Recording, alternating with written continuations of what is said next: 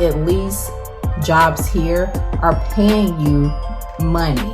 They are not afraid to give money. Experiencing that on the East Coast, they don't want to pay you a dime. And if you are going to make some good money, living in Florida will at least be $30, which is great, because $30 living in Florida, that would definitely take you a long way. But I just feel like as far as Florida, like they do not provide more opportunities to make more money. They don't really want to pay you any money because I don't know the reason why, but it just deters me from moving back to Florida, because I sort of have to figure out, okay, I know what I'm worth, and I'm used to being paid or starting to being paid what I'm worth. And now I have to go back to settling and try to gamble. Okay, what can you pay me? And I know I can't base it upon me living in California, or just say if you're living in another big city like New York, or just say you're living in Texas. Maybe Texas pays a little bit more than Florida, but you don't want to lowball yourself whenever it's time for you to look for another job. So if you are definitely thinking about moving to Florida, look at the cost of living based upon how much money you're going to make, because the rent prices are going up, but pay is not going up.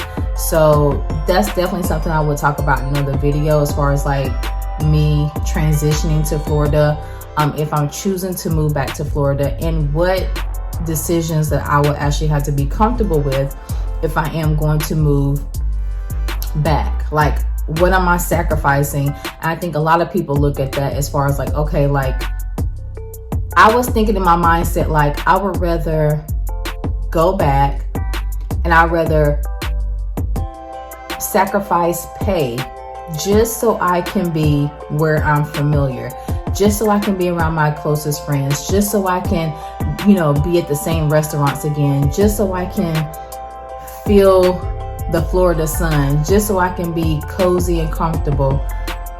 But it's a reality check, you guys. Like, it is truly a reality check.